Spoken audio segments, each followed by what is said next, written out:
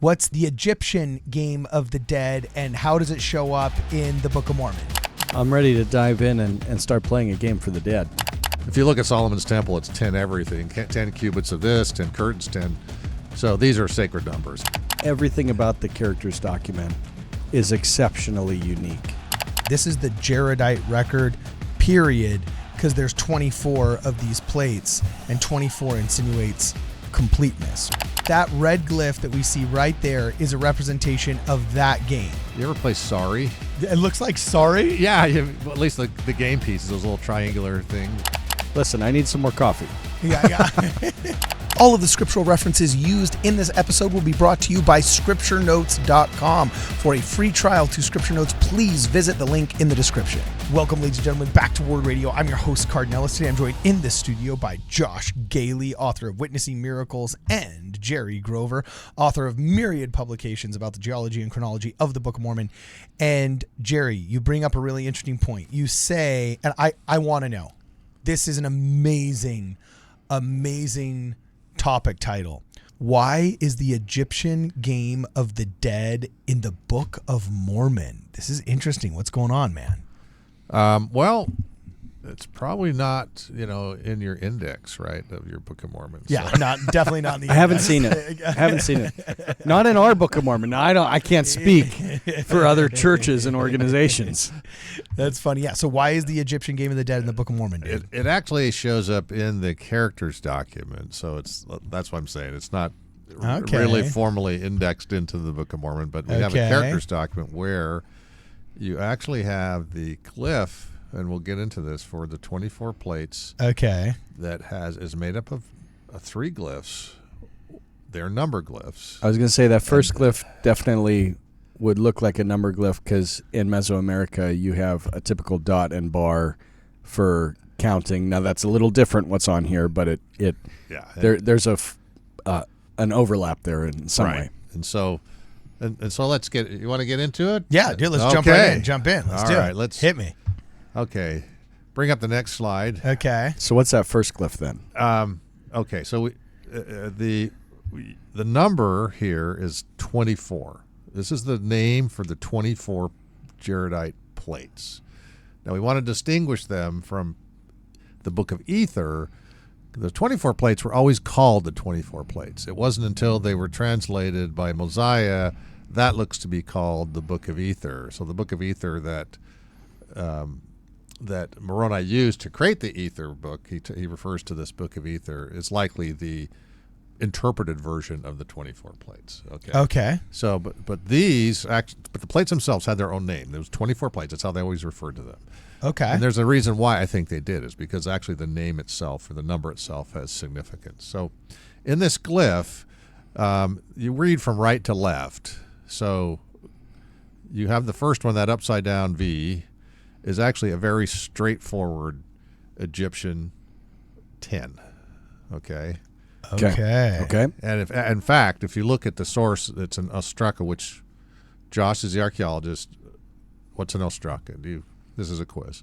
Yeah, well, I mean, you have the ostraka is actually, you have seals, and ostraka are tied to that. So yeah, and they're actually little pieces of broken pottery and things. So they're So when it says it, these are from Palestine. These versions would be known to Lehi at departure, right? It was used in Palestine, this actual form of hieratic Egyptian. And these numbers, so the exact examples I have are from Palestine here. Interesting. Yeah, we'll be looking at ostraka when we do the names and Book of Mormon and Old World Archaeology. Okay, great. And then the next number is a 5. Okay. That little upside down L. I see. Okay. And then you have again in Egyptian again. Yes, and I show that this is an example from the Negev in Palestine. So another ostraka off of I got it from a book, right? Okay, the guy did a book, yeah. But he's giving the source of, and then you have this number 9. So basically, you have 9 tally marks. It's a rebus. If you're familiar with the term rebus, it would be like a picture of an eyeball and of a guy jumping, you figure that out, it's IHOP, right, or something like. Okay, all right, rock on. That's just an easy. So it's actually graphically representing plates as well as giving you the number 9. So it has this dual kind of Reebus type thing. It's the Reebus in the sense that the glyph itself is looks like the item that it means. So, and let's go into kind of the examples of that. Let's go to the next one. You actually have that form in Elamite, Sumerian and Elamite of numbers, where you have these tally type, kind of a bar and tally. Yeah. You also have them occur in Mesoamerica, like the 5 there. This is Texcoco, which is just north of, it's more north of Mexico City. And so you have, it's an upside down, but you still have, they're using these tally bars. Yes. And that's not like a super rare thing, to do tallies. That's known anciently. So it's not that unique. But then we'll go to the next slide here. Next. In Egyptian, that form is actually an Egyptian glyph. Now, if you look at that red box with little tallies on top? Yeah. Okay, and that's the hieroglyph for MN or men, which means to remain, continue to abide, be stable, and fixed, and everlasting inscriptions. It's one of the meanings of it. So it actually kind of jives also with what's in the character document. So you have an Egyptian glyph, you have a Mesoamerican representation of it, and you have the number 9. So where did that Egyptian glyph come from? And this is where we get into the title of the podcast. And it's basically... I've got a question before we go on. So the Mesoamerican number 9 is in the characters document as well. So why would there be different representations of some of the numerical forms, which I know you have an answer to, but I think it's worth discussing before launching into that, because there is a 4-bar or 4-dot and bar numerical number 9 on the characters document. Yeah. And what they're doing is, well, in Mesoamerica, they actually had different variant forms of numbers. So sometimes a number wasn't the bar dot. It would be just the head of an animal or something like that. They actually had different forms of numbers. And we have this nowadays in our culture, though. Like, for example, I can say, well, that car is going to cost you $10,000. Or I can say, oh, well, 10 grand. Or instead of saying, oh, it's going to cost you 5 bills, 5 Benjamins, $500. There's 3 different ways that we can say literally the exact same thing, numerically, linguistically, comically, so on and so forth. Yeah, and if you said like the Benjamin to somebody who's like not from the United States, they're like, what is he talking about, right? Yes, exactly. Right, because so it's culturally dependent, some of these things, right? So there are different ways of saying number. It's also, I just think that the way that they did the Reformed Egyptian, they were just very creative, and they could get a lot of meaning into the one word. So it's like, why would they use this form? Well, one is because it looked like plates, right? So it's a 9 that looks like plates. So there's not a word for plates. That is the plate. It doesn't say 24 plates. There's not actually a separate glyph that says plates. It's just incorporated into that. Into the number value system itself. Yes. So yeah. Does that make sense? It does. It does. It's exceptionally unique. Everything about the characters document is exceptionally unique in how it's represented and how it's being interpreted. It is a one-of-a-kind thing for us to examine today. Right. Now, it's probably worth talking about before we get into the game itself, the Senate game, is the number 24 in the Book of Mormon. Because you have this 24 plates. It looks to be a founding and destruction number. Because you have Brother Jared, and his 22 friends and their families. That's who starts the whole thing for Jaredites, number 24 people. The first king, Orah, has 24 sons. The end of the civilization, you have these 24 plates. We don't have the 116 pages, but it's been projected that the Lehite group was probably 24. This is John Sorensen, not trying to match 24. That was just his proposal. Interesting. Okay. At the end, Mormon mentions after the battle how many of them were left. there's 24. Yeah. Okay. And it looks like there were 24 battle groups. There were 23 identified, but then there was another where it said that these people fled south. So they all were wiped out, but then it talks about these people fleeing south. So it looks like there was another battle group not totally wiped out. So there was looks like there was 24 final battle groups that, meaning, so and so and his 100,000, that kind of thing. So this number is not just arbitrarily used in the Book of Mormon. The number 9, which we saw, also has meaning, and we're going to be looking at Egyptian meaning of the glyph of the dead, relating to the dead in Egypt. Well, the number 9 in Mesoamerica is also related to the dead. It's a number of the underworld gods. There are 9 of them. The gods of the underworld. You kind of see it in the Book of Mormon in the sense that you have Coriantumr staying with the people of Zarahemla 9 moons. Then he died. You actually have multiples of it. If you recall, the disciples that were not the 3 that were going to die, but he promised death that the other ones would die at 72 years, which is a multiple of 9. So you kind of have this concept that these have underlying cultural meanings. The other thing I didn't mention is the 5 and the 10. That is actually, those are Hebrew sacred numbers, right? So you have the Pentateuch, the 10 Commandments. If you look at Solomon's Temple, it's 10 everything, 10 cubits of this, 10 curtains, 10. So these are sacred numbers. So it's building in this concept of sacred numbers, even in their number system, which, is kind of interesting. So basically, you're in the Mesoamerican concept of the dead. Part of it, what you're looking at, is these 24 plates were representing this deceased, basically Jaredite civilization, right? Okay. So one plate or one set of plates per king. We'll get into that. Yeah. Okay. And right. And so there. So what? But what's the Mexican game? Not Mexican game of the dead. What's the Egyptian game of the dead, and how does it show up in the Book of Mormon? Yeah, I had to get all that other stuff in because I wanted to make sure when I get to it we have all the other background. Okay. Rock on. Okay. So basically, this was a game. It was an Egyptian funerary that represented the migration of the soul and the Egyptian funerary cycle of life, death, and spiritual renewal. These were put inside tombs with other furnishings to be used by the deceased in the next life. Wait, so they left him games to play when they were done? Yeah, that's where they found them, right? That's awesome. It's a long trip to eternity. Yeah, sweet. Might as well play some checkers. Okay, cool. Yeah, and they represented them artistically on the walls of the Old Kingdom tombs in offering lists. So it's part of the mortuary equipment in a weird way. Okay. So it was this mortuary kind of game, representing the dead. And it's a physical bridge stretching from the space of the living into the space of the dead.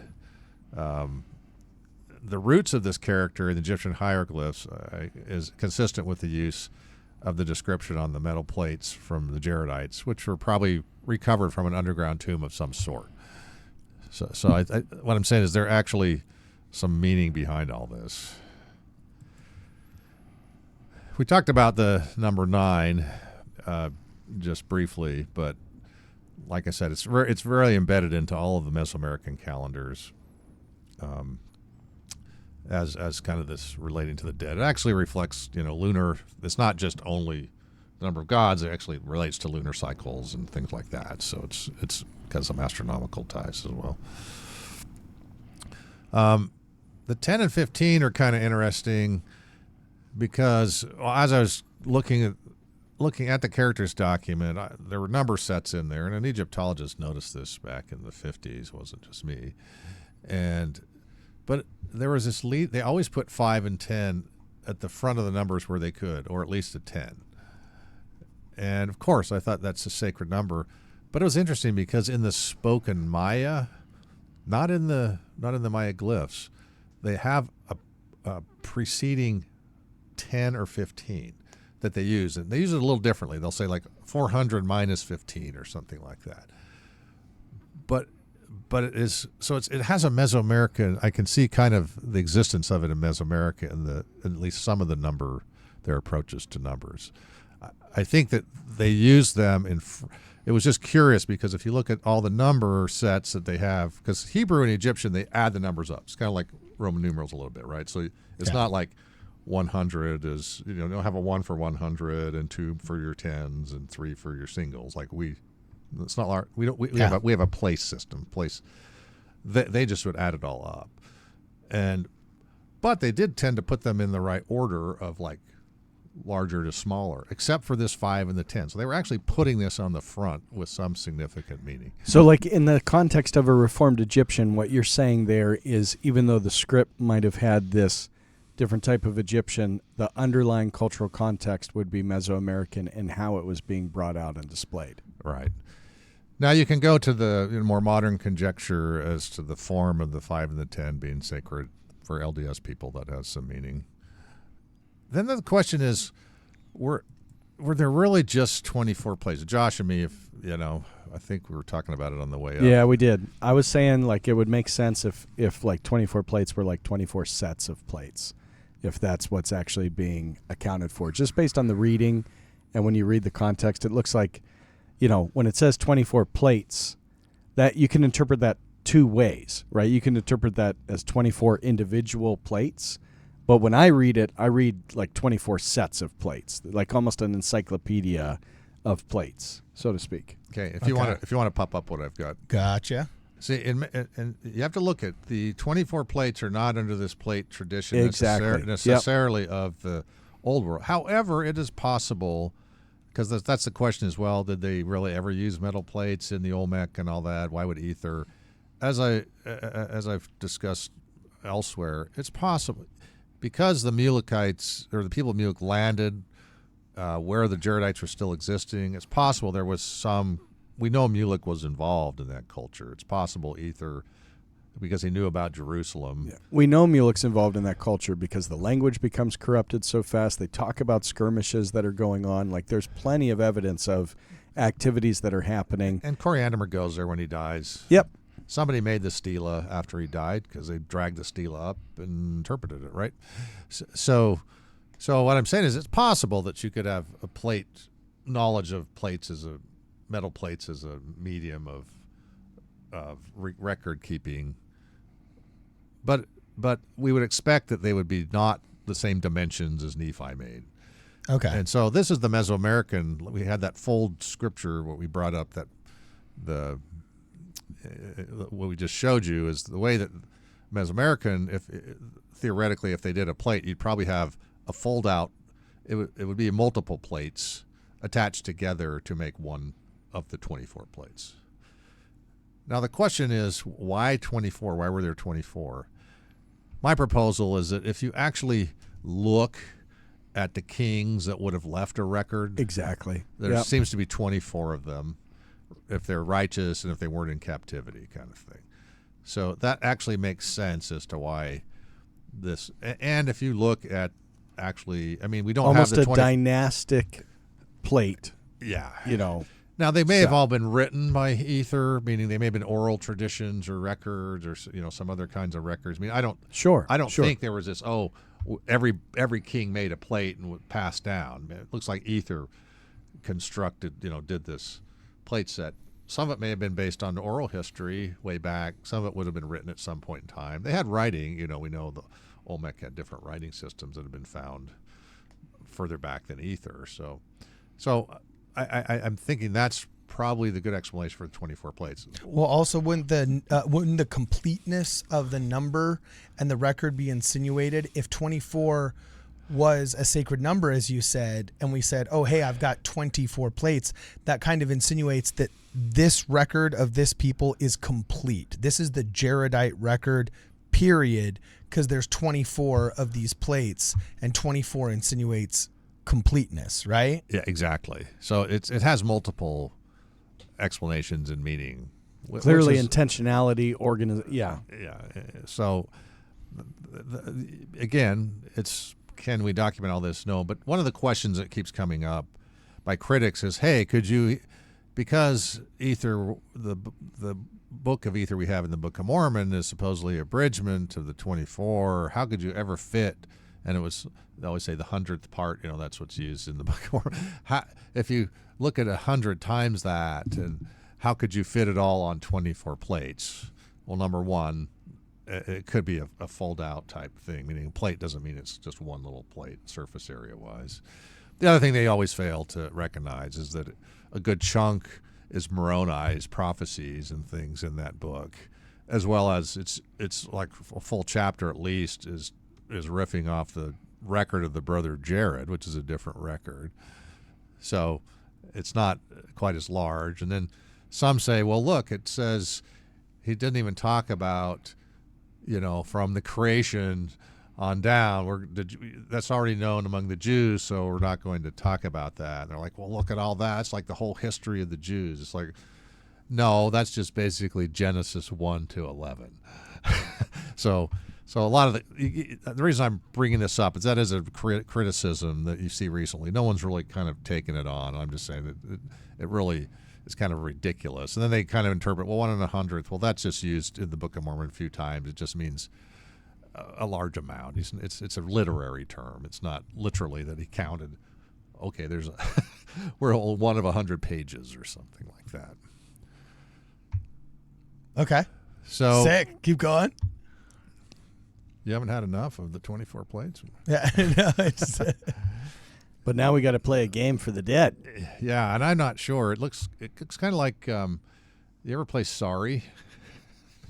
It looks like Sorry? Yeah, at least the game pieces, those little triangular things. That's awesome. Go back there and look at it. Yeah, pull that up. So I think, it's I thought they looked like Hershey's Kisses. That's true, but that kind of looks like Hershey's Kisses to me. I'm thinking game pieces. But. Oh, that's funny. Okay, keep going.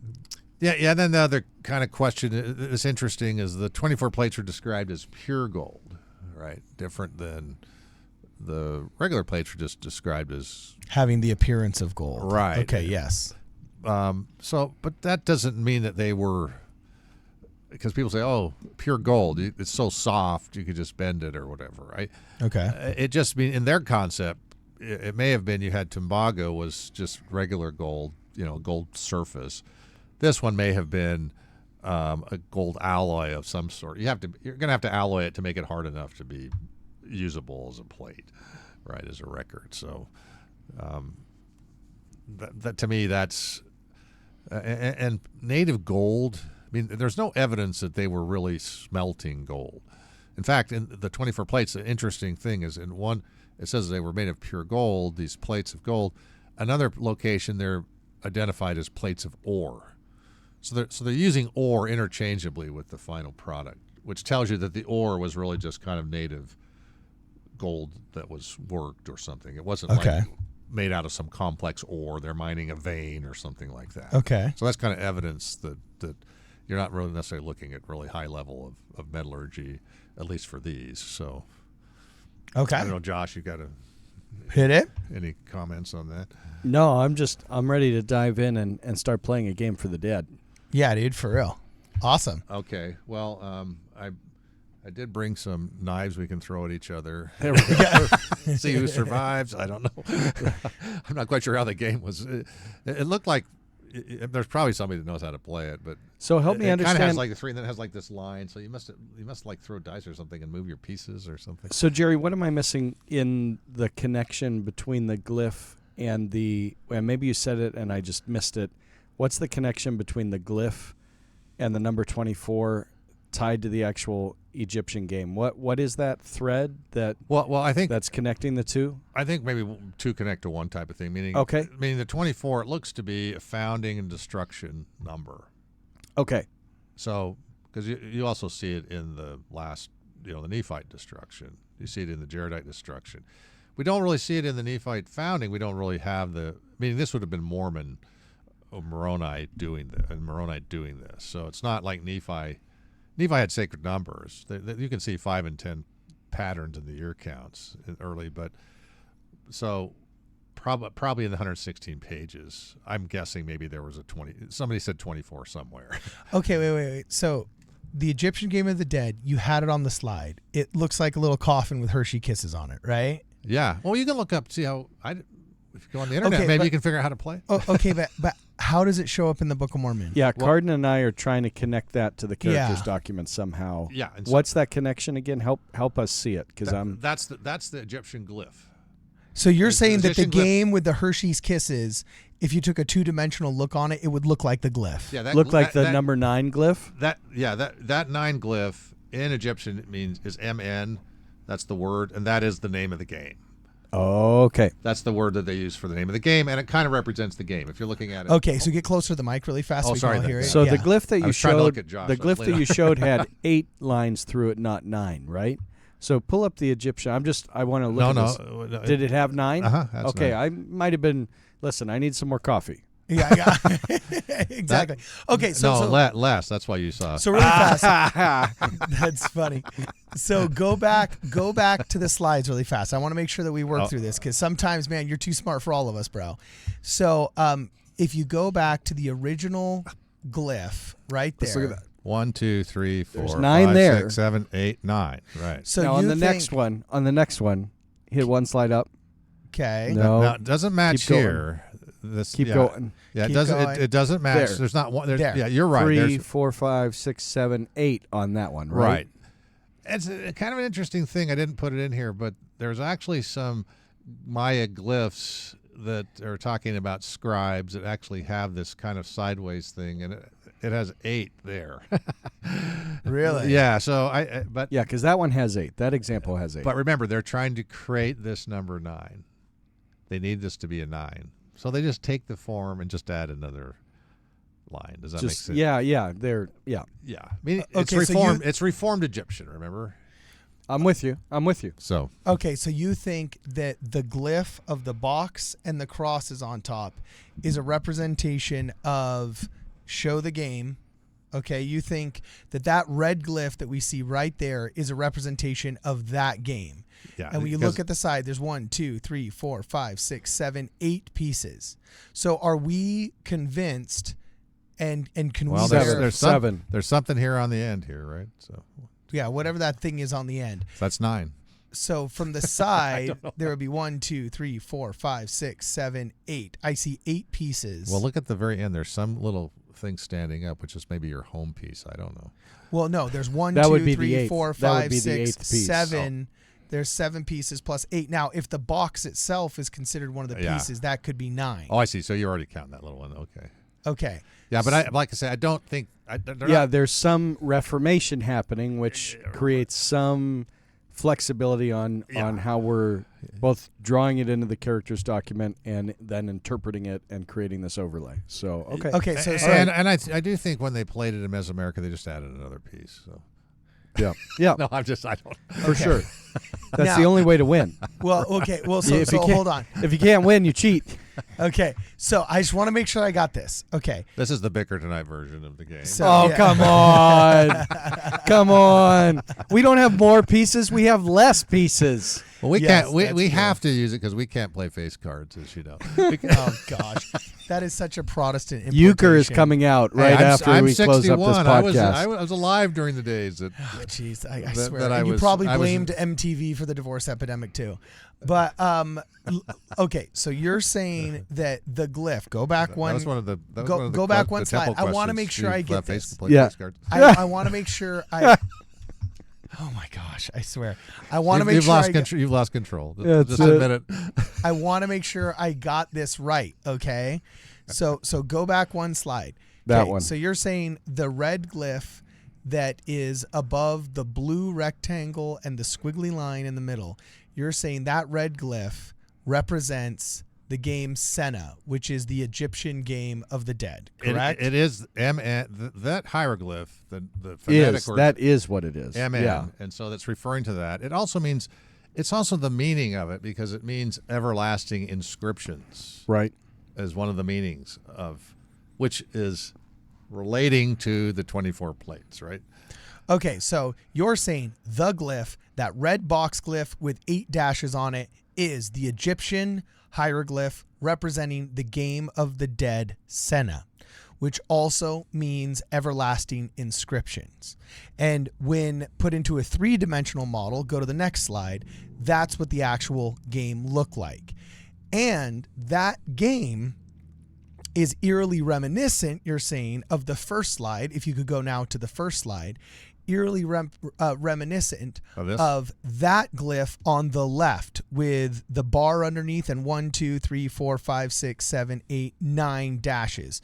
So you're suggesting that this representation of 9 is the red glyph that we saw later imported from Egyptian. Yeah, and in Mesoamerica, you have the number. Again, these are all correlations. So in Mesoamerica, you have the number 9, which means is talking about underworld, death.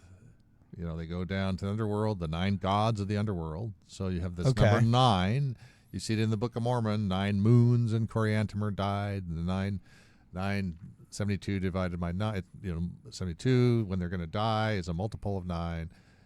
You also see it in the Egyptian, right? This number 9 that they've created, they've linked it to, by creating it in that way, by using that glyph.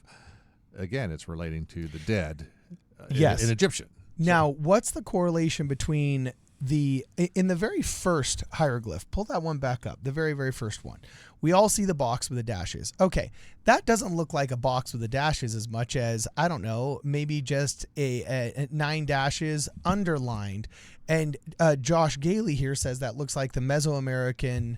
Well, a Mesoamerican numerical system, the bar underneath would be a representation of 5, and it would be a bar and dot system. But again, it's a reformed Egyptian, so at some point there's some reformation happening and interpretation needed. But look here. Hold on. Look here, you missed it. If you look at the one I've got, I do show you this number 5 in this middle. It has that tally. Yeah, that was used in Mesoamerica. So you actually do have that form. Right. So we have the bar dot, but we also you have bar line. And this one has dots too. The 100 uses the dots. The 20. See, we always think of the Maya one. No. Dot, but there was different. I gotta get to the end of this rabbit hole though, okay? Because I'm trying to connect all these dots for you. All right, bro.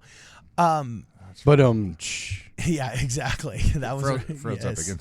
That's funny. So does the red hieroglyph? Okay, let's go back to the red hieroglyph right there. Okay. That red hieroglyph that has the 1, 2, 3, 4, 5, 6, 7, 8 pieces on it. Okay. That represents the Egyptian game of the dead called Senate. And does that hieroglyph, this red one here with the 8 pieces on top, in Egyptian, is there any historical reference to that representing the number 9? Or is it always just the game? No, it doesn't represent the number 9, but what it does represent is death, underworld. You know, they're playing it in there's a funerary practice. So it's linking to the 24 plates. So the first glyph, if you can go back to it. I'm just saying that number 9 may just be created just for that glyph because it's the 24 plates. Does that make sense? I mean, they use their numbers. They would create things creatively with their numbers. Even the Maya did that to represent certain other things that points they were trying to make, or double entendres, puns, that kind of thing. So, okay, so I'm just saying this stream of there's a stream of understanding that's related to the dead. No man knoweth our language. Like there's some. So you're suspecting. Okay, go back to the very first glyph that shows up in the characters document. Okay, you are suspecting then that this glyph that's going to show up now, that glyph. That's the 1, 2, 3, 4, 5, 6, 7, 8, 9 dashes with an underline. Has a reformed dual meaning or layers of meaning. Yes, exactly. Okay. But we know that if we were just using the Mesoamerican counting system that we're more familiar with, we could say, okay, that represents a 5, the underline. And then these dashes, if they're representative of dots, especially in some kind of material that's more easily scratched than punctured. If you were using the Maya, but what I showed you is the Texcoco, and they just use multiple scripts. The dashes are the numbers, not the underline. This line on top doesn't mean anything. It's just a template where you put the tally marks on it. Does that make sense? Oh, okay. I see what you're saying. Yeah, right. So you've been able to found in the Texcoco script that this, instead of the dash the underlying dash being a 5, that's just like a place marker on a kid's graph paper saying this is going to be a number, and then that number is going to be 1, 2, 3, 4, 5, 6, 7, 8, 9. Yeah, and the form, this is where you get to the Reebus thing. Okay. Is they use this form. Why?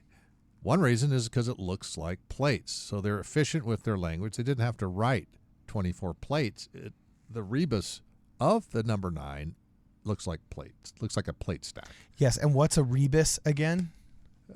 It's just something you can use a graphic to represent a word, like eye can be the eyeball. So if you wrote an eyeball, that could mean the letter I. So you're using kind of a pun, if you will, a homonym form of a rebus. Rebus is kind of just generally used to indicate where you're constructing something graphically that means something in the language. Okay, so then let's pull up that first graphic again. What does that graphic on the left that has the 9 slashes and dashes, what's that graphic's connection to the Mexican game of the dead called Egyptian. what again? Egyptian. Sorry, the Egyptian game of the dead. I know, between the Mexica, the Mayan, the New World, and Egyptian, it's getting all messed up. Okay, I'm sorry. so what does this glyph? It's good. No, it's good. This underlined, and ultimately, people need to take a look at the characters document more. And I think Jerry would actually be thrilled with that if more people would look at that, get into some of the language systems. The dictionaries are there to dive in a little bit further. The right kind of people. I don't need, we saw this on the side of a UFO that landed on our backyard. Yeah, right.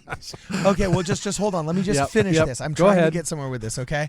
That glyph with the 1, 2, 3, 4, 5, 6, 7, 8, 9 dashes on top of the plate, or the horizontal dash mark.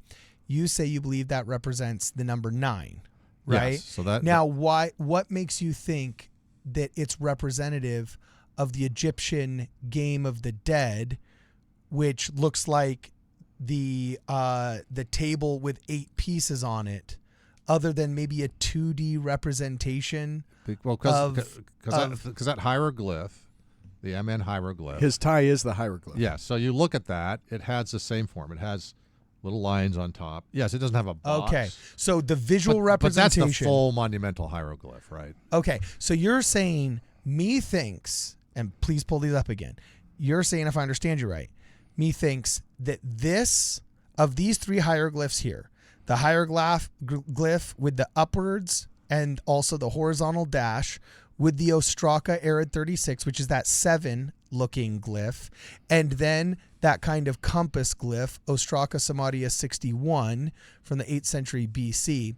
You're saying of these 3 glyphs that we see right here, that the one on the left, the 9 dashes with an underline, that looks a lot like this glyph. Now go to the Egyptian glyph. The red glyph. It looks like a reformed version of 2 glyphs. It's a Mesoamerican shorthand script. version of the monumental glyph. Yes, is what it means. Right. That's the contention. They're not drawing all of these monumental glyphs. They use hieratic, or sometimes they're using a simplified form of it. Yeah, so hieratic and demotic, just so that the audience knows, were basically the scribal versions of the monumental hieroglyphs. That was the shorthand. It was the shorthand that the scribes would actually use. If the Egyptian king actually came out and said, "Okay, I want you to send 5,000 cows and 40,000 bushels of wheat to the kingdom of Cush to pay tribute to my prince friend there for his birthday," they weren't etching this thing out with beautiful monumental hieroglyphs on stone. There was a scribe sitting there saying, "Yes, Pharaoh, yes, Pharaoh, yes, Pharaoh, 50,000 bushels, 40,000 cows," and they were using a reed and papyri and writing a kind of shorthand. And so you're suggesting that the monumental hieroglyph, that this shorthand, those 9 dashes and the underline, okay? Now it's not hold on. You're suggesting that these 9 dashes and the underline that you see right here in the Reformed Egyptian of the characters document is the transliteration, basically, or the reformation of this other glyph, if you can put it back on the screen, which is the red table with there it is. The red table, if people are looking on the screen above here. okay, the red table with the 8 pieces, which is the Egyptian Game of the Dead called Senet, which looks like this. The monumental hieroglyph that we see right here is actually a representation of the 3-dimensional game. If you could go to the next slide, right there. So all 3 of these are the same thing. Yeah. But in the Reformed Egyptian, it represented the number 9. In this instance, yeah. I mean, and why would they write? Because we have another 9 in the characters document, as Josh I think was alluding to. Yep. And, Yep. But he's talking about the Maya form. But actually, that one is not a Maya It's form Teotihuacano. either. Yeah, because it's got the dots on the bottom. So Yeah, it's it's Isthmus, Teotihuacano. you find it in the Isthmus of Tehuantepec and Teotihuacan. So there's multiple numeration systems, both from Egypt, Teotihuacan, and Mesoamerica in the characters document. Exactly. It's primarily hieratic, Egyptian hieratic, but especially when you get something like this, where they've got 24 plates written. You can add it up to 24. They're specifically, preferentially using sacred numbers, 5, 10, 9. So there's an element there as to why they're writing it that way, because it's the sacred number system. The glyph itself harkens back to this underworld Egyptian, it's a game, but it's really this pathway talking to the dead, which that's what the 24 plates were representing, right? It was this dead culture. What I'm saying is there's not only different levels of meaning, there's different levels of graphical meaning that you get. And numerical sacred numbers are also playing a role in constructing this name. Okay. Does that make sense? No, now? I get it. Now, yeah, I had to go through that, man. I'm sorry, I had to go through that. Well, the good thing about a podcast, we can go through it like 10 times, right? You get more views, so. There you go. Jeez. Brutal. Keep the average view duration high. No, I was trying to get through that and make sure that I got it. So, anyway, okay, all right. Well, guys, let us know what you guys think in the comments below. Are you sold? Are you smelling what Jerry Grover is stepping in? Does the Reformed Egyptian from the characters document look like the Egyptian game of Senet? You said it was called, spelled Senet? That's the English transliteration. That's the English transliteration. Okay.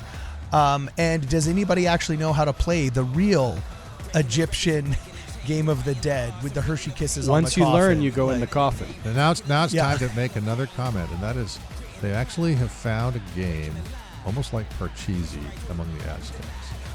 Really? And Parcheesi is an Indian game. Ooh, interesting. So we got kind of a riffing on games going on, passing through. Okay, cool. Well, that's another episode for another day. So let us know what you guys think in the comments below. And as always, for this and more, please make sure you check us out at wardradio.com.